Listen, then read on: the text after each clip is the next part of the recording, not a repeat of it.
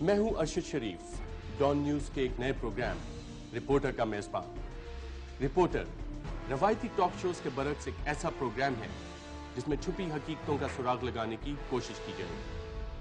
Reporter میں ہم ان موضوعات کا انتخاب کریں گے جن کا براہ راست تعلق آپ کی ذات سے ہے۔ یہی وجہ ہے کہ پروگرام رپورٹر کے مرکزی کردار آپ ہیں۔ آپ کی آراء کی روشنی میں ہم حقیقتوں کا تعین کرنے کی کوشش کریں گے۔ آج کے پہلے پروگرام میں بات ہوگی ناروے میں دہشت گردی کی منصوبہ بندی پر، جس کے تانے بانے بدقسمتی سے پاکستان سے ملتے ہیں۔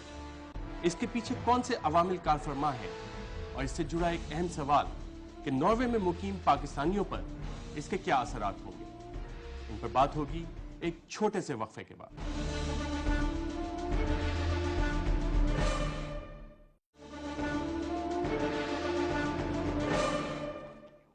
Welcome back.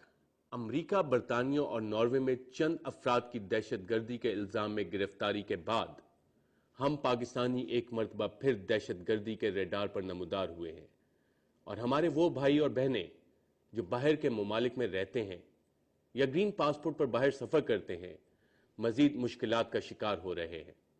نہ صرف یہ بلکہ حکومت پر بھی مزید دباؤ آئے گا کہ دہشت گردی کے ٹھکانے ختم کرنے کے لیے ہمیں کچھ مزید کرنا ہوگا۔ 9/11 کے واقعات کے بعد پہلی مرتبہ ناروے میں 3 افراد گرفتار ہوئے ہیں جن کا تعلق ترکستان اسلامک پارٹی سے بتایا جا رہا ہے۔ امریکہ کے جسٹس ڈپارٹمنٹ کے مطابق 9/11 کے بعد امریکہ میں دہشت گردی کے سب سے بڑے منصوبے، جس میں نیو یارک کے سب وے اسٹیشن کو ٹارگٹ کرنا تھا، اس کی پلاننگ پاکستان میں موجود القاعدہ کے لوگوں نے کی۔ اور اس منصوبے کے مطابق القاعدہ کے لوگوں نے یہ پلان بنایا کہ مغربی ممالک میں مقیم غیر ملکیوں کو دہشت گردی کے لیے استعمال کیا جائے گا۔ امریکہ کی عدالت میں جو شواہد پیش کیے گئے ہیں اس کے مطابق اس منصوبے میں القاعدہ کے افراد نجیب اللہ زازی، صالح الصومالی، راشد رؤف اور شکری جمعہ نے مغربی ممالک میں حملے کے منصوبے بنائے۔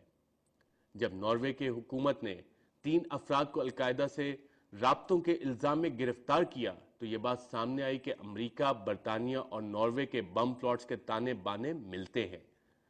امریکی تحقیقات سے پتہ چلتا ہے کہ اس منصوبے کے مرکزی کردار نجیب اللہ زازی اگست 2008 میں قطر ایئر لائنز کی فلائٹ سے پشاور آیا، اور ایف بی آئی کے مطابق اس نے القاعدہ کے لوگوں سے بم بنانے کی تربیت حاصل کی۔ دسمبر 2008 میں زازی نے بم بنانے کی معلومات ای میل کیں اور 15 جنوری 2009 کو واپس امریکہ چلا گیا۔ امریکی تحقیقات میں یہ بات بھی سامنے آئی ہے کہ نجیب اللہ زازی ذاکر نائک کے لیکچرز یوٹیوب پر سنتا رہا۔ حکام کے مطابق ذاکر نائک کی یوٹیوب ویب سائٹ پر تنظیم اسلامی کی لنک بھی موجود ہے، جس کا ایک ممبر قیوم عبد الجبار 2006 کے ٹورنٹو ٹیرر پلاٹ میں مشکوک تھا۔ شاید یہی وجہ ہے کہ برطانیہ نے ذاکر نائک کو لندن جانے کے لیے ویزا نہیں دیا۔ اس سلسلے میں جو انویسٹیگیشنز ابھی تک ہوئی ہیں اس سے یہ پتہ چلتا ہے کہ امریکہ، برطانیہ اور ناروے سے اوریجنیٹ ہونے والی کچھ ای میلز پاکستان کے ایک ای میل اکاؤنٹ میں آ رہی تھیں، اور ان ای میلز میں شادی کی تاریخوں کا ذکر تھا، جو کہ حکام کے مطابق ایک کوڈ ورڈ ہے۔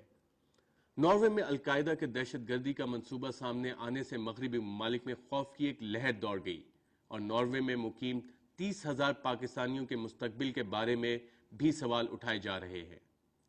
اس سلسلے میں ہمارے ساتھ بات کرنے کے لیے موجود ہیں دا نیوز اخبار کے ایڈیٹر رپورٹنگ جناب رؤف کلاسرا اور نارویجن ایمبیسڈر کی پولیٹیکل سیکرٹری لیلا بخاری۔ آپ دونوں کا پروگرام میں شرکت کرنے کا بہت بہت شکریہ۔ لیلا، میرا آپ سے پہلا سوال ہے کہ 9/11 کے بعد سے جو دہشت گردی کی جنگ ہے، کیا یہ پہلی دفعہ ہے کہ ناروے میں اس طرح کا کوئی ٹیرر پلاٹ سامنے آیا ہے؟ Let me speak in English, and I'll say that Norway has been an active member of the international community in condemning international terrorism. We've long been worried that there would be a development, as we see now. Norway has, surprisingly to us Norwegians, been mentioned a couple of times before by the Al-Qaeda leadership as a possible target. And we're still looking into why the Norwegian name is being brought up. It's the first time that we actually see something being planned, possibly being planned on Norwegian soil. And it's the first time that such a serious incident, as it seems to be, is being discovered on the Norwegian soil. But I should say, آپ بھی Norway ابھی visit آپ نے کیا تھا ایک media team کے ساتھ, اور جیسے لیلا نے بتایا کہ ناروے دہشت گردی کی جنگ میں ایک اہم کردار ادا کر رہے ہیں, اور وہ لوگ خود بھی اس پہ سرپرائز ہیں کہ اس طرح کا ایک پلاٹ سامنے آیا ہے. حالانکہ القاعدہ, جیسے لیلا نے بتایا, ناروے کا ذکر کرتی رہی اور اس پہ ناروے کے حکام بات چیت کرتے رہے. آپ نے جب ناروے کا دورہ کیا, اس میں آپ نے کچھ ایسے رجحانات دیکھے کہ ناروے میں ملیٹنسی کی شاید سیٹس رکھی جا رہی ہیں؟ ارشد بالکل, آپ بھی ساتھ تھے, ہم دونوں نے وہاں پہ ایک ہفتہ پورا گزارا ہے اوسلو میں پرٹیکولرلی, اور ہماری ملاقاتیں بھی ہوئی ہیں بہت سارے جو پاکستانیز وہاں سے گئے ہوئے ہیں. اور میرے لیے بہت ساری وہ چیزیں ایک طرح کی شاکنگ بھی تھیں, آئی اوپنر بھی تھیں, کہ میں یہ توقع نہیں کرتا تھا کہ ہمارے یہاں سے جو پاکستانیز گئے ہوئے ہیں, چاہے وہ ناروے میں ہوں یا کسی بھی دنیا کے حصے میں ہوں, تو ان میں اس طرح کا جو ایکسٹریمزم جو میں نے فیل کیا ان کی گفتگو میں, ان کی جو کمپلینٹس ہیں against the local society, local culture, governments, وہ میری تھوڑی سی سمجھ سے نا سم ٹائم بیانڈ ہیں. اب آپ اور میں لندن میں رہیں, اب ہمارے پاس آپشن تھا کہ ہم لندن میں رہیں یا پاکستان واپس ہیں. آپ بھی پاکستان واپس آئے, میں بھی واپس آیا. آپشن تھے کہ ہم وہاں سٹے کر سکتے ہو سوسائٹی میں, لیکن ایٹ ون سٹیج میں نے فیل کیا کہ شاید میں اس لوکل سوسائٹی کے ساتھ ریکنسائل نہیں کر سکتا, میں واپس آیا. سیم چیز میں نے وہاں پہ بھی ہم نے آرگو کرنے کی کوشش کی کہ جب آپ لوکل کسٹمز میں آتے ہیں, کسی فورن یا کوئی اس میں ایلین آپ سوسائٹی میں آتے ہیں, آپ کو ان کے رولز ریگولیشن, ان کا کلچر آپ کو رسپیکٹ کرنی پڑتی ہے. جو چیز میں وہاں پہ نوٹ کی ہے وہاں پہ, اور پرٹیکولرلی سیکنڈ جنریشن کے جو دہلی میں نے دیکھا ہے, وہ اپنے پروگرام میں فردر بھی میرا خیال ہے ہم اس پہ بات کرتے رہیں گے, وہ یہ ہے کہ وہ نہ پاکستان کے ساتھ اب ان کی جڑا تھے اس طریقے سے, ان کے باپ دادا نے ان کو کہانیاں سنائی ہیں اسلام کی, ہماری ویلیوز کی, ہمارے سسٹم کی. ایک ان کے ذہن پہ یہ ہے, ایک ان کا ناروے میں جہاں پہ رہ رہے ان کا اپنا کلچر اس قوم کا. روف, اس پہ ہم بات کریں گے. اس پہ let me ask you Leila کہ how many Muslims are living in Norway, and are there questions of identity which are troubling them, جیسے کہ روف نے پوائنٹ آؤٹ کیا. Yeah. We have of Norwegian, Pakistani or Pakistani origin, there are about 30,000 plus. Muslims per se, there are about 150,000. So we have of a population of 4.5 million. It's quite, to us, it's a big population. جس میں 1.5 لاکھ مسلمان, 30,000 پاکستانی اور تقریباً 45 لاکھ کی total آبادی. اس سلسلے میں جب ہم نے ناروے وزٹ کیا تو وہاں پہ ڈپٹی اسپیکر ہیں ان کے پارلیمنٹ کے اختر چودھری, ان سے ہم نے کچھ سوالات کیے, آئیے دیکھتے ہیں وہ کیا کہتے ہیں. سر, عرفان بھٹی کا کیا کیس ہے؟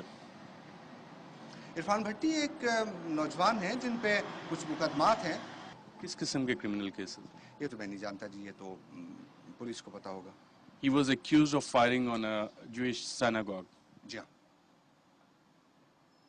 یہ رجحان بڑھ رہا ہے ریلیجس ریڈیکلزم پاکستانی کمیونٹی میں. ہاں, میں سمجھتا ہوں کہ اصل میں پہلا جو رجحان ہمارے بچوں میں, نوجوانوں میں پیدا ہو رہا ہے, وہ صرف پاکستانی نہیں ہے. وہ جو مسلم بیک گراؤنڈ کے ہیں, وہ ٹرکش ہوں, وہ مراکش ہوں, دوسرے لوگ ہوں, ان میں ہے کہ وہ دین کی طرف ان کا رجحان بڑھ رہا ہے. یہ ان اٹ سیلف کوئی بری بات نہیں ہے, یہ ایک مثبت چیز ہے. نوجوان جب اپنی شناخت کے اوپر اسٹرانگ ہوتے ہیں تو وہ بڑے وہ مثبت وسائل ہوتے ہیں سوسائٹی کے لیے. لیکن میں محسوس کر رہا ہوں کہ ناروے میں بھی اور یورپ میں بھی کچھ نوجوان جب وہ اپنے روٹس کی طرف جاتے ہیں, اپنے دین کی طرف جاتے ہیں, تو پھر وہ جس کو کہتے ہیں ریڈیکل, چند ان میں سے کچھ ریڈیکل ہو جاتے ہیں. یہ اس کے وجوہات بہت سی ہیں. مثال کے طور پر اس کی بڑی وجہ جو ہے وہ ویسٹ کی, ہمارا جو انٹریکشن ہے عراق میں, ہمارا انٹریکشن جو ہے افغانستان میں, ہماری فوجیں جو ایران میں اپنا موجود ہیں, افغانستان میں, عراق میں, پھر مغرب کا جو رویہ ہے اسرائیل کے ساتھ, ویسا ورس اپنا فلسطینین وہ رویے, اور پھر یورپ میں ایک جو فضا بن رہی ہے جس میں مسلمانوں کو ایک طرح سے ڈسکرمنیٹ کیا جا رہا ہے. آپ ہمارے سامنے مثال ہے سوئٹزرلینڈ کی, جس میں مساجد کے مینار بنانے پہ پابندی لگا دی. تو یہ جو ایشوز ہیں یہ وجہ بنتے ہیں کہ نوجوان جب اپنی آئیڈینٹی کی طرف جاتے ہیں, دینی آئیڈینٹی کی طرف جاتے ہیں, تو پھر وہ ان میں سے چند ایک ریڈیکل ہو جاتے ہیں. اختر چودھری صاحب, being senior parliamentarian at an important position, آپ نے ایسی بہت سی رپورٹس دیکھی ہوں گی جو مسلم کمیونٹی اور پاکستانی کمیونٹی کے انالیسس پہ اوریجنیٹ کرتی ہیں, جس میں شاید یہ بھی کہا گیا ہے کہ کچھ پلان ہے کہ اس کو اسلامک ایمریٹ آف ناروے بنایا جائے. I've never heard that. ہمارے نوجوان جو آپ کے فارن منسٹر نے یہ بات سنی ہوئی ہے. ٹھیک ہے وہ انہوں نے سنی ہوگی. I have never heard that. جو میری کوشش ہے اور میرے ساتھ جو باقی لوگ ہیں وہ مسلم ہوں یا نان مسلمس ہوں ان کی کوشش یہ ہے اور I also know that this is also what the foreign minister wants is کہ ہم ایک نئی جو ہے وہ قوم تیار کریں جس کی ایک نئی پہچان بنے, جو ایک نیا ہم بنے, میں نہیں تم نہیں, ہم اور وہ نہیں بلکہ ایک نیا ہم بنے, اور ہماری جو بیسک پہچان ہے وہ نارویجن ہو. اس کے اندر آپ مسلمان ہو سکتے ہیں, اس کے اندر آپ عیسائی ہو سکتے ہیں, بدھ ہو سکتے ہیں, ہندو ہو سکتے ہیں, بے دین ہو سکتے ہیں, لامذہب ہو سکتے ہیں, اور آپ کو اجازت ہو, آپ کو حق ہو کہ آپ لادین ہوں یا آپ مسلمان ہوں. لیکن جب آپ مل بیٹھیں تو آپ کی جو اوور آل جو آپ کی جو چھتری ہے وہ نارویجن سوسائٹی ہو جس کی کچھ اقدار ہیں جن پہ ہم سب کا یقین ہونا چاہیے, ہم سب کا ایمان ہونا چاہیے. ان میں ایک قدر ہے جمہوریت ہے, اس میں رائٹ آف ایکسپریشن ہے, اس میں دوسرے لوگوں کو بات کرنے کی اجازت ہے. یہ تھے Akhtar Chaudhry deputy speaker Norwegian parliament کے, اور انہوں نے بہت سی وجوہات کا ذکر کیا ہے. اس وقت ایک چھوٹا سا وقفہ لیتے ہیں اور وقفے کے بعد جب ہم واپس آئیں گے تو ان وجوہات radicalisation of Muslim youth in Europe پہ مزید بات کریں گے ایک چھوٹی سی بریک کے بعد.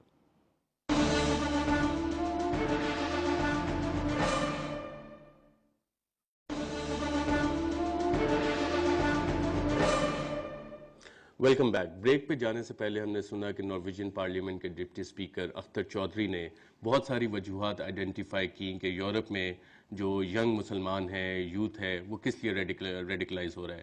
لیلا, آپ کا کیا ایکسپیرینس ہے؟ جو ایک انہوں نے وجہ آئیڈینٹیفائی کی that some of the Norwegian troops are perhaps present in Afghanistan, is that one of the reasons for radicalization and Al-Qaeda is capitalizing on that? I definitely think that there are a number of different factors that we need to keep in mind when looking at radicalization, both in the Muslim world and in Europe. In the European countries, we've seen that subjects or issues such as alienation, discrimination on the job market, a feeling of being outside normal society, not having role models has been, identity crisis has been one of the issues. However, we shouldn't underestimate that there are also a number of conflicts that people bring with them. Interestingly, in the recent cases, these are people, 3 young men in their 30s, who came to Norway or to Europe in 1999, 2002. So they bring with them certain issues into the European society. When it comes to a lot of Muslims and second generation in Norway, we've seen and we've been fortunate to not see the tendencies of radicalization that we've seen in England and other countries in Europe. روف, آپ نے لیلا کو سنا, انہوں نے بتایا کہ کچھ لوگ جو کہ 99-2000 میں یہاں سے گئے اور جن کا بھی تعلق بھی نکلا ہے القاعدہ سے, وہ بھی اس میں انوالوڈ ہیں, اور ایک ایلینیشن کی بھی انہوں نے بات کی, آئیڈینٹی کرائسس کی بات کی. جب آپ ناروے گئے, آپ کو ان عوامل میں سے کون سے کار فرما نظر آئے, اور اسپیشلی پاکستانی کمیونٹی میں جو ان کو ریڈیکلائز کر رہے ہیں؟ یہ پاکستانی سوسائٹی کے ساتھ یا کمیونٹی کے ساتھ میں نے ویسے یہ زیادہ مسئلہ یا محسوس کیا, یہ زیادہ ان میں ریئیکشن زیادہ ہے, ان میں کوئی اس میں ایگریشن زیادہ ہے. اب آپ بھی تھے وہاں پہ, کتنے ہماری لوگوں سے بات ہوئی, وہ یہ کہتے ہیں کہ جو اسٹریٹ کے گینگز ہیں, پہلے تو ہم یہ سنتے تھے نا کہ نیو یارک میں بلیکس کے گینگز ہیں, برٹن میں جائیں تو ان کے اپنے گینگز ہیں. کبھی ہم نے وہاں پہ نہیں سنا کہ پاکستانیوں کے گینگز ہیں. یہ ٹرم میں نے پہلی دفعہ ناروے میں سنی کہ ناروے کے جو اسٹریٹ گینگز ہیں وہ پاکستانیوں کے گینگز ہیں, جو یوتھ ہے ہماری, نوجوان جو ہمارے بچے ہیں. اور یہ بات ان کے پیرنٹس بھی مانتے تھے جن سے ہماری میٹنگز ہوئی ہیں. سو جو سب سے بڑا میرا خیال ہے کرائسس اس وقت یورپین سوسائٹیز کو فیس کرنا پڑ رہا ہے, یا تھریٹ جو آ رہی ہے زیادہ, وہ پاکستانیوں سے زیادہ آ رہی ہے. اور اس چیز کا احساس وہاں کی گورنمنٹ سرکلز میں بھی ہے. ہم وہاں پہ جا کے مل رہے تھے پولیس کے جو چیف سے, آفیشل سے, جو زیادہ انڈر سرویلنس ہیں وہ زیادہ پاکستانی ہیں, اور یہ اپنے آپ کو ایک طرح کا وہ بنانا چاہتے ہیں, ایک کہ اسلام کی بات ہو, ویلیوز کی بات ہو, کلچر کی, ہر چیز میں یہ اپنے آپ کو فرنٹ پہ رکھنا چاہتے ہیں. وہاں پہ عربز بھی ہیں, وہاں پہ اگین جیسے کہہ رہے تھے ٹرکش لوگ بھی ہیں, اور مسلم ورلڈ سے بہت سارا یوتھ آتا ہے. لیکن وہ اس طرح کا ریئیکشن نہیں ہے جتنا ہمارا یوتھ ہے وہاں پہ. یہ کم از کم ناروے کی جو چیز میں نے کی ہے, اور ان میں ایگریشن زیادہ ہے. وہ ایک یہ سمجھتے ہیں, جیسے بات ہو رہی تھی, ایک تو ان کو بتایا گیا پاکستانی کلچر کے بارے میں, ویلیوز کے بارے میں, اوپر سے اسلام کی جو ایک نئی ٹرانسلیشن کی جا رہی ہے جس میں انہوں نے ٹیررزم کا وہ डाल दिया है, एक वो है, दूसरी तरफ एक यूरोप का अपना कल्चर है, वो इन दोनों में रिकनसाइल वहाँ का हमारा यूथ है, वो नहीं कर पा रहा, और वो अब ये कोशिश कर रहा है, जो मुझे एक डिस्टर्बिंग साइन लग रहा है, कि वो कोशिश कर रहा है कि ये सारी वैल्यूज, कल्चर, इस्लाम को हम इम्पोज करें नॉर्वेजियन पे, जिनका वो मुल्क है, जिनकी वो सोसाइटी है, and it's a very dangerous. इस मौजू पे हम मजीद बात करेंगे, और जो कुछ वहाँ के यूथ हैं उनसे भी हमारी बात हुई, जिसमें मैमूना, आबिद राजा और बुशरा शामिल थे। लेकिन उससे पहले एक नॉर्वेजियन पार्लियामेंट में पाकिस्तानी बैकग्राउंड की पार्लियामेंटेरियन है हादिया ताजिक, उनसे भी हमने इन्हीं मसाइल पे बात की। आइए देखते हैं वो क्या कहती हैं इस बारे में। नॉर्वेजियन यानी जो मेन पुलिस का सीक्रेट सर्विस जो है वो बहुत ओपनली कहते हैं कि नॉर्वेजियन में ये थ्रेट आया है इस्लामिक फंडामेंटलिस्ट ग्रुपों का, and they are taking the measures and taking the steps that are necessary to handle that. ये कहाँ से थ्रेट आया, कहाँ से? वो ये बात तो नहीं बता रहे हैं ओपनली, हो भी सकता है कि नॉर्वेजियन सोसाइटी के अंदर हो सकता है कि बाहर हो। एक केस हुआ था यहाँ इरफान भट्टी का, जी वो क्या केस है? वो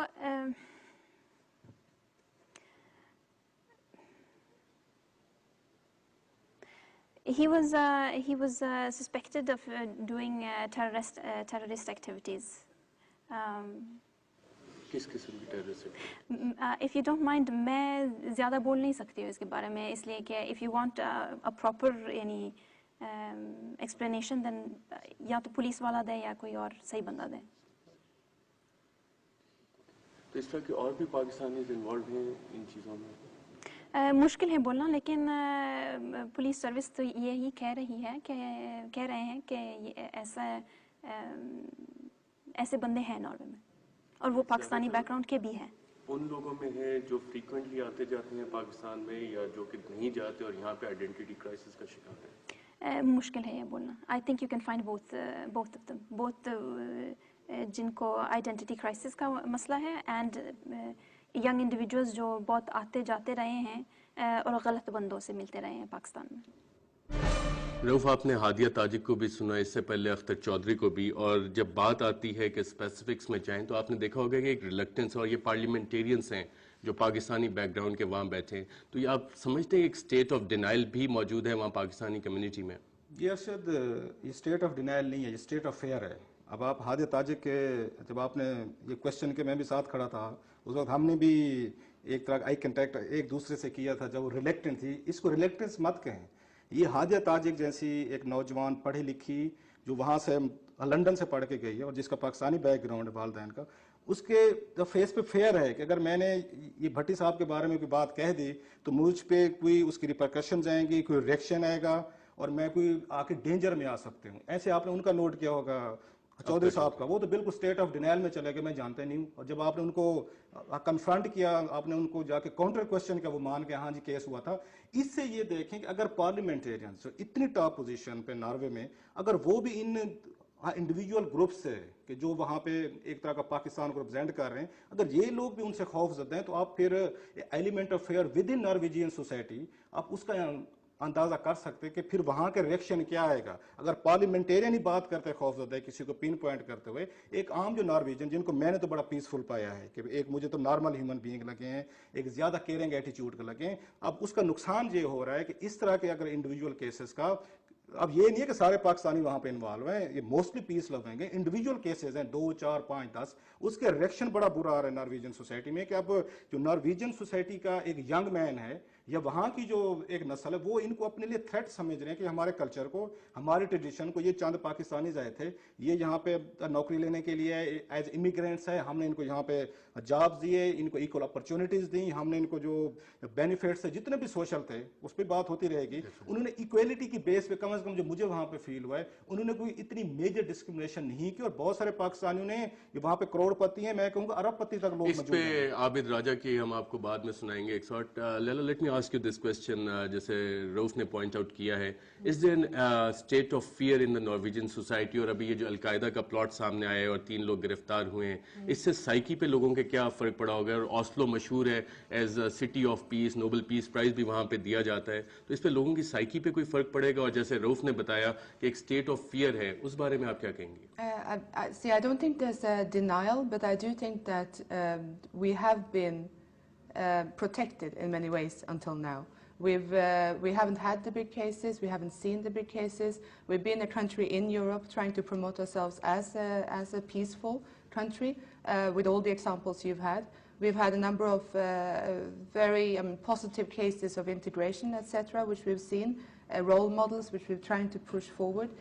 But at the same time, there are a number of discussions going on, as was pointed out here, about identity crisis, etc., which I think we've tried to solve, but not और इसमें visa problematize. regimes जो हैं, would they be further tightened about immigrants? This I don't know enough about to be able to answer you, I'm afraid. But, at the moment, I think like most European countries, we're going through a number of questions to see, how do we deal with this in a positive way, so that we don't get further stigmatization, further alienation among certain groups. Laila इस पे मजीद बात करते हैं, एक छोटी सी break लेंगे और जैसे लैला ने बताया कि कुछ स्टेप्स लिए जा रहे हैं जिसमें कि फर्दर स्टिग्मेटाइजेशन और एलियनेशन को रोकने की कोशिश की जाएगी, इस पे मजीद बात करेंगे एक छोटे से वक्फे के बाद.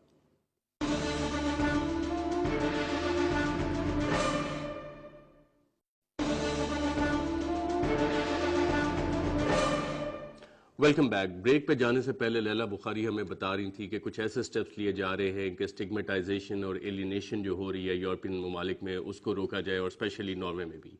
नॉर्वे के विजिट के दौरान हमने बात की बुशरा इसहाक से, जिनको वहाँ पे फ्रीडम ऑफ एक्सप्रेशन का अवार्ड भी मिला.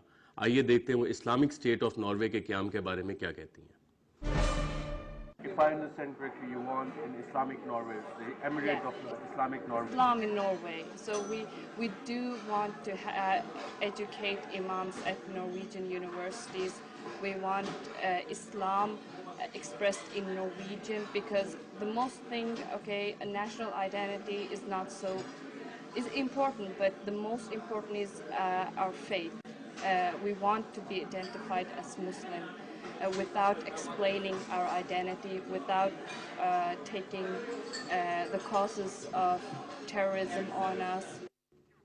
रऊफ साहब, आपने बुशरा इसहाक को सुना जिन्हें फ्रीडम ऑफ एक्सप्रेशन का अवार्ड भी मिला, और ये कह रही हैं कि मुस्लिम्स इन यूरोप में मुस्लिम आइडेंटिटी का एक मेजर इशू है और इस्लाम को नॉर्वे में प्रमोट करने के लिए कुछ स्टेप्स लेने चाहिए जिसमें इमाम जो हैं मस्जिदों के उनसे भी बातचीत हो और कुछ वो ऐसी चीज़ें करें कि इस्लाम नॉर्वे में फैले. क्या ये चीज़ सही है? ऐसी हम चीज़ें पाकिस्तान में इजाज़त देंगे कि क्रिश्चियंस यहाँ पे आके अपनी क्रिश्चियनिटी फैलाएं?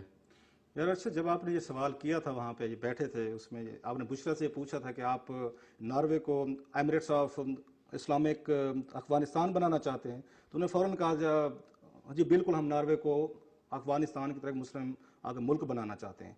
ये मेरा ख्याल टोटली एक तरह की ऐसी बात है जो भी वहाँ पे सुनने का नॉर्वे में. अगर आप इसको ऐसे कह लें कि पाकिस्तान में कोई आके कहे जी हम ये पाकिस्तान को एक क्रिश्चियन स्टेट बनाना चाहते हैं, तो आप देखेंगे पे यहाँ पे क्या रिएक्शन आता है.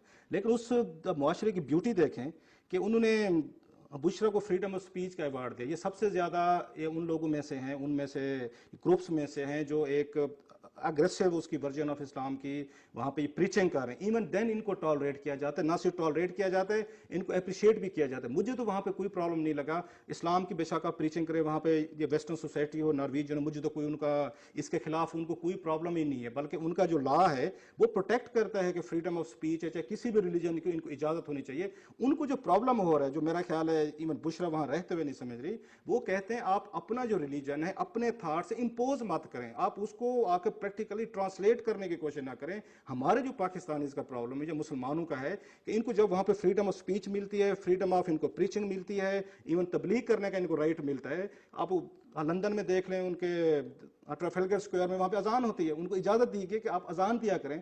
तो उसके बाद ये चले जाते हैं प्रैक्टिकल फेज में कि अब हमने इस्लाम के बाद यहाँ पे प्रीचिंग होगी है हमारे के फेज पे.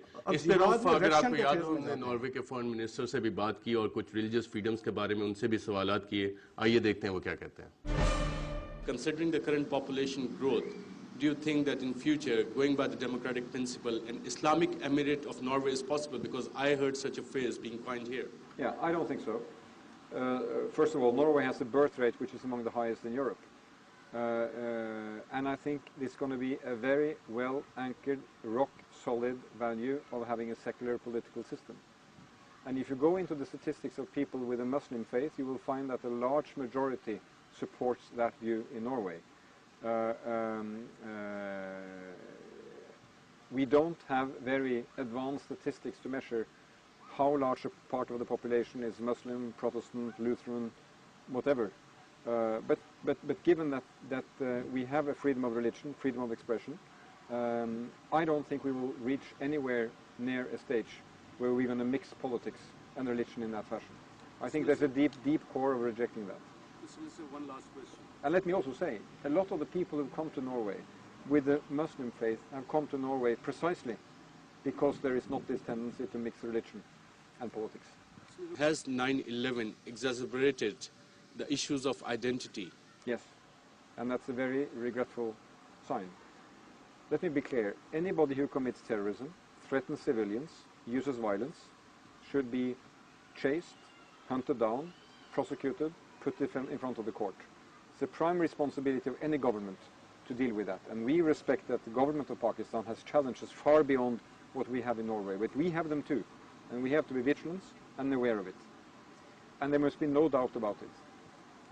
But after 9/11, I think there has also been a tendency of simplicity, of intellectual simplicity, which has breeded the tendency of talking about we and they, black and white, either you are with us or against us. The world doesn't work like that. And I think that hopefully, as we move into the second decade after 9/11, we will be able to have a more nuanced, not easier, but more nuanced and more informed discussion about these issues. Leila, आपने foreign minister साहब को सुना and he was talking about the second decade after 9/11 और अभी second decade अभी शुरू नहीं हुआ और नॉर्वे में एक इंसिडेंट सामने आ गया है तो इसमें वी और दे अस और देम की जो डिबेट है वो अब कहाँ पे जाएगी? I think, as you say, now we moved into the second stage after 9/11. I think a lot of the debates have matured. We've become ready for these kind of debates. And luckily, in Norway anyway, and we've waited for a long time before we had the recent events the last few days. This has made us more mature in many ways. I think that now we'll see a lot of, yes, debates coming to the surface, which are good. But within, I think we must remember, within Norwegian society, we have a multitude of different voices. Within the Muslim society, within the Muslim voices, we have a multitude. And you saw this on your visit, people being more secular, more religious, of different varieties, adding the different voices to the new Norwegian we, if you like. And this is what you see all over Europe, I think, and all over the world. Different interpretation of what it means to be Muslim, what it means to be European, what it means to be Norwegian. Rauf, आपके ख्याल में जैसे लैला बता रही हैं कि एक different interpretation है और डिफरेंट आइडेंटिटीज़ हैं, being a Muslim, being a Norwegian और being a European in that sense, क्या पाकिस्तानियों ने इस सिस्टम से और इस रियलिटी से अपने आप को रिकनसाइल किया है? जैसे कि फॉरेन मिनिस्टर भी कह रहे थे कि नॉर्वे में एक सेकुलर पॉलिटिकल सिस्टम रहेगा लेकिन सारों के जो रिलीजियस राइट्स हैं वो भी उसमें प्रोटेक्ट होंगे और 9/11 के बाद जो नई रियलिटीज़ बन रही हैं उसमें डिबेट्स एक नया रुख इख्तियार करेंगी। नॉर्वे में आपने ये चीज़ देखी क्या? अच्छा, जो हमारे साथ प्रॉब्लम है ना, और उनमें मैं भी शामिल हूँ, कि हमारे जो मुस्लिम सोसाइटीज़ हैं उनमें कभी भी ये डेमोक्रेसी, फ्रीडम ऑफ स्पीच, हमने कभी इनको एक्सपीरियंस ही नहीं किया। हमें पता ही नहीं है कि डेमोक्रेसी क्या चीज़ होती है, दूसरे का राइट ऑफ एक्सप्रेशन क्या चीज़ है। अच्छा, हमने इससे भी नहीं सीखा कि चले हमने ये चीज़ नहीं सीखी हुई, जिन्होंने सीखी हुई उन्होंने तो रिस्पेक्ट की है। जैसे मैं कह रहा था, ऑल ऐसे इंसिडेंट्स हुए हैं वहाँ पे जिससे एक लोकल रिएक्शन आया, उसको मेंशन अगर हम ये नहीं करेंगे तो डिबेट थोड़ी सी वो रहेगी, इनकम्प्लीट रहेगी, कि वहाँ पे भी एक रिएक्शन आया अगेंस्ट द मुस्लिम। ये नहीं है कि सारे मुसलमानों का हुआ है, कि जब वहाँ पे उन्होंने होली प्रॉफिट हमारे के सल्लल्लाहु अलैहि वसल्लम के उन्होंने वहाँ पे कार्टून छापे, एक रिएक्शन था अगेंस्ट द मुस्लिम, ये चाहे इंडिविजुअल का था या जिसके भी था। तो वहाँ के जो लोकल मुस्लिम थे या पाकिस्तानी थे, उन्होंने ये समझा कि हमारी आइडेंटिटी है जो कि वो मुस्लिम आइडेंटिटी लेते हैं, उस पर सीरियस अटैक हो रहा है। एक मैं समझता हूँ कि जो पाकिस्तानी गए या मुसलमान गए, उनका एक्शन और रिएक्शन का एक फेज़ वहाँ पे शुरू हो चुका है यूरोप में। एक काम पाकिस्तानी करते हैं, मुसलमान करते हैं, इसके अगेंस्ट जो वहाँ का यूरोपियन है या वहाँ का नॉर्वेजियन, कुछ इंडिविजुअल हैं, सारे नहीं है मैं कहूँगा, वो भी अपने हवाले से रिएक्ट करने की कोशिश करते हैं। दैट्स ए वेरी डेंजरस एक फेज़, एक साइन, जिसमें दोनों वो जो इनके कल्चर हैं, एक तरफ हम इस्लाम को लेकर, आपने ये बहुत इंपॉर्टेंट बात की कि एक डेंजरस फेज पे जा रहे हैं और इसमें कुछ लोग हैं। और ब्रेक के बाद जब हम वापस आएंगे तो कुछ नॉर्वेजियन यूथ जो है जिनका पाकिस्तानी बैकग्राउंड है, हम उनसे बातचीत आपको दिखाएंगे कि वो इस बारे में क्या कहते हैं और जो पाकिस्तानी वहाँ पे जो उन पे इल्ज़ामात लगते हैं उस पे वहाँ की यूथ कैसे रिस्पॉन्ड कर रही है। एक छोटी सी ब्रेक के बाद।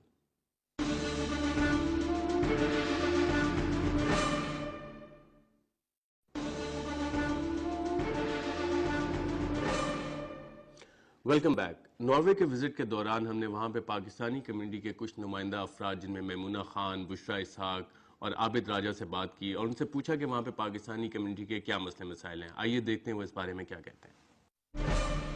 اور یہاں پہ ہم ایک یونیورسل ایک جو اس کی ایکسیپٹڈ تھنگ ہوتی ہے کہ جو تھرڈ جنریشن ہوتی ہے وہ لوکل یا نیٹیوز کے ساتھ وہ زیادہ اس کی انٹیگریشن ہوتی ہے، بیکاز کہ آپ اس میں سیکنڈ جنریشن میں سے ہیں جو اس طرح کا کرائسس فیس کر رہے ہیں. یا آپ کو لگتا ہے کہ جو آپ کے بچے ہیں جو آپ کی جنریشن ان کا کیا ریئیکشن ہوگا یہ ابھی ہے، وہ آپ کو لگتا ہے کہ ان کے بھی یہ ایشوز ہوں گے آئیڈینٹی کو، یا وہ اپنا کو نارویجن کے طور پر اس کو فخر کریں گے، یا ان کے بھی یہی ایشو ڈیبیٹ کر رہے ہوں گے کہ نہیں کہ ہمارا کوئی اس پہ کرائسس ہے. I am talking about third generation not second generation. جو تھرڈ جنریشن ہے وہ ابھی تک بہت ینگ ہے یہاں، یعنی کہ جو یہاں جس طرح تھرڈ جنریشن گنتے ہیں نا، اگر جس طرح اگر یہاں سے ایک آدمی یا عورت پاکستان جا کے شادی کرتے ہیں اور واپس یہاں پہ آتے ہیں، ان کو جو بچے ہوتے ہیں ان کو یہ تھرڈ جنریشن نہیں مانتے، تھرڈ وہ اس کو سیکنڈ جنریشن مانتے ہیں. تھرڈ جنریشن وہ ہوگی جس طرح اگر یہاں پہ بندہ رہ رہے وہ یہاں کے ہی کسی رہنے والے کے ساتھ شادی کرتا ہے تو ان کے جو بچے ہوں گے وہ تھرڈ جنریشن ہے. اس طرح کے تقریباً ناروے میں بھی صرف 200 بچے ہیں. 200 بچے میں سب جو oldest one is just around 12-15 years. So وہ جنریشن بھی بہت دور کی بات ہے. آپ کے بچے آپ ایک سیکنڈ جنریشن ہوں گے؟ وہ تھرڈ جنریشن ہے. میں نے یہاں پہ ہی شادی کی ہے لیکن پاکستانی لڑکی کے ساتھ، نارویجن پاکستانی. پاکستانی آپس میں جو نارویجن ہے لڑکے یا لڑکیوں سے شادی کرنے میں ریزسٹنس کیوں ہے پاکستانی کمیونٹی میں؟ زیادہ تر 90% سے بھی زیادہ بندے پاکستان جا کے شادیاں کر رہے ہیں. وجہ اس میں آپ کی حاجت یہ جو پاکستان میں قائد اعظم نے نئی بنائی تھی نا، وہ جو ذات، وہ جو انڈیا سے ہم فارغ ہوئے تھے سوچا تھا کہ جی ذات پات سے بھی چھٹکارا ہوگا. وہ جو ہندوازم ہے وہ جو ہمارے اسلام کے اندر گھسا ہوا ہے، اور وہ جو یہاں پر اس طرح چل رہا ہے کہ آپ نے وہ دیکھی ہوگی فلم دل والے دلہنیا لے جائیں گے، بالکل وہ فلم سٹوری ہے. یہاں پہ لڑکا لڑکی جی جا رہے ہیں ہائی اسکول، وہاں پہ جو ان کو جی پیار ہو گیا وہ تو ظاہر ہونا ہی ہے، ظاہر پیار وہ تو پاکستان میں نہیں ہوتا، زیادہ ہوتا ہے وہاں زیادہ ہے جو بھی ہے. لیکن چلیں کریں چھوڑیں، چلو ناجائز چیز کو چھوڑ کے جائز بھی ہے، ایک دوسرے کو پسند کر رہے ہیں. کوئی ان کا جی کوئی فزیکل ریلیشن شپ نہیں ہے جیسے کہ وہ ایک دوسرے کو پسند کرتے شادی کرنا چاہتے ہیں. پتہ چلا جی ان کی ذات ایک نہیں ہے، برادری ایک نہیں ہے، پنڈ ایک نہیں ہے. ادھر سے جی کسی نے کہہ دیا جی یہ تو ہو ہی نہیں سکتا.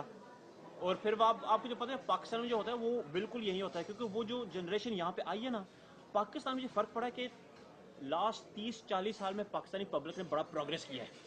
ہمارے جو بندے 30 سال پہلے یہاں پہ آئے ہیں ان کی سوچ وہیں پہ رکی ہوئی ہے.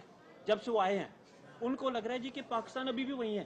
اب پاکستان آپ جائیں تو لاہور میں جائیں، اسلام آباد جائیں، جی پبلک تو کہاں تک پہنچ گئی ہے، لیکن یہاں سے جو بندے گئے ہیں ان کی مینٹیلٹی ابھی بھی 1970 میں چل رہی ہے. بشرا آپ نے عابد کو بھی سنا، میمونہ کی بھی سنا، آپ کہاں پہ کھڑی ہیں؟ Well, about what issue? You have heard Abid and Memuna. Where are you standing on these issues? Well, regarding on the issue of marriage, I believe that the new generation is using Islam fighting the system of caste. Because one of my friends in the MSA, he really wanted to marry a girl which did have another background, and he was quite conservative. He showed the different fatwa, the different hadiths, and he convinced the parents. And I think we're really working out. That's why we really want to find our main identity from Islam, the way of living, because that's more important than the Pakistani culture. We have been visiting the Pakistani society for like 2 weeks, 4 or 5 times in our life. We don't know what they do there. Our main issue is the Norwegian society and Islam. So that is the level quite many of us are standing. I think that's very important what Bushra said now, because that's the reason why a lot of young people now are finding the path to Islam or religion, because they're finding a freedom in that religion which they're not finding at home by their parents. So I think a lot of young people go to study religion because they feel it's like a shield for freedom. I mean, there must be a reason for that. And the way of living, just finding the middle pathway, and that is really important.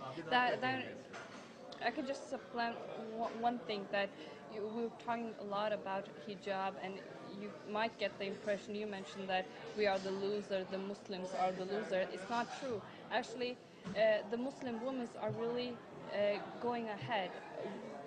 100% of our board in Muslim Student Association are women with headscarf. With میرا جو point تھا نا loser کا وہ تھوڑا So thing different is ہے. that loser ان چیزوں سے تو نہیں ہوتا, وہ جو ایکچوئل مسئلے مسائل ہیں. میں آپ کو بتاتا ہوں اصل مسائل جو ہیں. اصل مسئلے مسائل تو وہ ہیں, آپ کن چکروں میں پڑی ہوئی ہیں. پچھلے 2-3 سال میں نا یہاں پہ کرمنل ایکٹیویٹی میں انہوں نے پکڑے ہیں ٹیکسی کے مسئلے. دیکھ لیں ٹیکسی, ہم سوچ لیں یار ٹیکسی میں بڑا پیسہ ہوتا ہے, ٹیکسی میں ٹھیک ٹھاک پیسے کما رہے ہیں ہماری کمیونٹی والے. پچھلے یہاں جو ٹیکس والی جو یہاں پہ ہے اتھارٹیز, انہوں نے کیس کھولے, پتہ چلا کہ بڑی جو سب سے بڑی کمپنی میں سب سے زیادہ جہاں پہ پاکستانی کام کر رہے ہیں, ہر ایک پاکستانی اس میں تقریباً 200-300 بندہ انہوں نے پکڑا, جو ہر ایک بندہ جس کے پاس اپنی ٹیکسی تھی رجسٹرڈ, فراڈ میں ملوث ہے. تھوڑا فراڈ نہیں, آپ کہہ رہے ہیں جو میریٹ ہوٹل ہے نا پاکستان اسلام آباد جو جل گیا ہے, ان کی بہت بڑی کوٹھی تھی ان کے پاس, جو وہ کہتے تھے جو ہمارے پاس کوئی پریزیڈنٹ آتے ہیں نا, ہم ان کو دیتے ہیں, آپ وہاں جا کے رہیں, دس از لائک 7 اسٹار کوٹھی. وہ کوٹھی ٹیکس پتا چلا جی کہ وہ یہاں کی ٹیکسیوں کے فراڈ کر کے گورنمنٹ کا پیسہ کھا کے انہوں نے وہاں پہ بڑے محل چاڑے ہوئے ہیں پورے گاؤں میں. انہوں نے جا کے یہاں پہ ظاہر اخبار والے چلے جاتے ہیں, جا کے فوٹو لیتے ہیں, پاکستانی جرنلسٹ ہو گئے ہیں, وہ جا کے کہتے ہیں میم چک تکو جی پاجی کتنی کوٹیاں, اور سارا ٹیکس, سارا فراڈ کا پیسہ, سارا چوری کا پیسہ. دیکھنا یہ کہ ہم اسلام کی بات کرتے ہیں, اب یہاں کی گورنمنٹ کا پیسہ چوری کر کے کھا کے جو کوٹھی بنائی ہے وہاں پہ, وہ اس میں کون سا ایمان ہے. اور جاتے ہیں جمعے کو جی نماز پڑھنے اور جی ذات کی بات کرنے, اور جب دیکھتے ہیں اپنی جیب میں کیا جا رہا ہے, وہ جی صرف فراڈ کا پیسہ وہاں سے نہیں, صرف ٹیکسیوں میں نہیں پکڑے گے, کرائم لیول پہ یہاں جس پہ کہتے ہیں سوشل ویلفیئر کی اور جو پینشن کی لحاظ آتا ہے, وہاں پہ بھی انہوں نے فراڈ کر کے کئی انہوں نے کیسے پکڑے, یعنی کہ اتنے کیس پکڑے ہیں تاکہ ہمارے لیے ہمیں بیزتی محسوس ہوتی ہے جب ہمارے ایک دو چلو کسی چیز میں پکڑا کیسے تو یار this was one rotten egg, but you have like a basket with 200 eggs and all of them are rotten, then it's something wrong with the culture as well. That's what the community thinks, and we, the second generation, we feel really bad with the Pakistanis doing that. میں کہتا ہوں پہلے اپنے آپ کو سدھارو, بعد میں دوسروں کو دیکھنا. مجھے ایک سے بشرا سے یہ سوال کرنا ہے, آپ سے میں آتا ہوں, کیا یہ جو عابد نے ابھی باتیں بتائی ہیں یہ ریلیجس ڈسکرمنیشن کے کھاتے میں آتی ہیں, صرف اس لیے یہ پکڑے گئے ہیں یا آئیڈینٹیفائی ہوئے ہیں کہ وہ مسلمان ہیں اور پاکستانی ہیں, یا واقعی وہ ٹیکس چور ہے؟ I think I totally agree with what Abid is saying. Cheating is not a part of Islam, and I'm not defending the faults that our parental generation are doing. I think we do regard that they have a lack of religion. They have more cultural values that they are following after. That's why they... نہیں, یہ غلط ہے, کیونکہ میں نے ان کو دیکھا ہوا نا, میں ان کا کافیوں کا وکیل بھی تھا, وہ اتنی لمبی داڑھی رکھی ہوئی ہے, سارے حاجی ہیں, سارے نمازیں پڑھنے جاتے ہیں, پھر بھی فراڈ کر رہے ہیں آنکھیں کھول کے, پتہ ان کو سب کچھ. یہ نہیں کہہ سکتے کہ جی ان کا ریلیجس بلیف نہیں ہے, ریلیجس بلیف ہے, ہم سے زیادہ نمازیں پڑھتے ہیں, وہ ہم سے زیادہ کلمے پڑھتے ہیں, اور ہم سے زیادہ وہ جو ہے نا روزے رکھتے ہیں. پھر بھی جب وہ چوری کی بات آئی تو انہوں نے جو ہے نا آنکھیں نہیں جھپکی, انہوں نے دونوں ہاتھوں سے لپیٹے اندر مال اور کوٹھیاں بنائی وہاں پہ جا کے. اور جب یہ نارویجن گورنمنٹ کو پتہ چلتا ہے, نارویجن پیپر میں بڑی کوٹھیوں کی تصویریں آتی ہیں, لکھا جی کہ 40 ملین کا انہوں نے کپڑا کیا ہوا ہے, تو ظاہر ہے بےزتی تو محسوس ہمیں ہوتی ہے, اور پوری کمیونٹی کو جو ہے نا وہ دبا لگا دیتے ہیں, پوری کمیونٹی کو دبا لگ جاتا ہے کہ یہ ہے ہی چور ہیں. کرو ڈیفینڈ. جب آپ اپنے ملک کے معاشرے کو سمجھو بھی نہیں اپنا, تو آپ اس کو استعمال کرو گے. تو جب آپ کی مینٹلٹی یہ ہوگی کہ یہ میرا گھر ہی نہیں ہے, تو آپ پھر یہ سارا کچھ کرو گے. میں اس لیے کہتی ہوں کہ آئیڈینٹی اور شناخت کا ہونا بہت ضروری ہے, تاکہ وہ ریئلائز کریں کہ ہمارے بچے یہاں پہ رہ رہے ہیں. ہم نے بھی جا کے وہاں پہ کھجل خوار ہو کے پاکستان سے واپس یہاں آ جاتے ہیں, آتے یہیں پہ ہیں, آ کے انہوں نے یہیں رہنا, تو پھر جب اس کو اپنا گھر ہی نہیں سمجھیں گے تو اس کو ٹریٹ کیسے کریں گے اپنے گھر جیسا.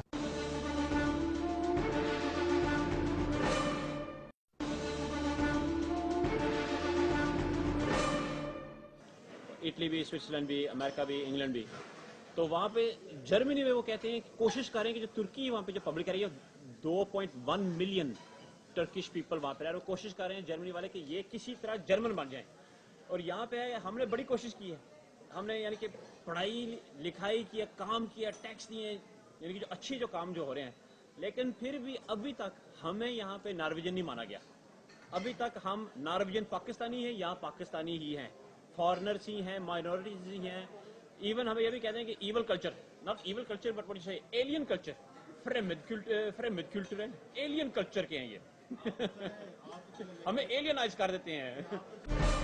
رؤف لاشا، لیلا بخاری، آپ دونوں کا پروگرام میں شرکت کا بہت بہت شکریہ.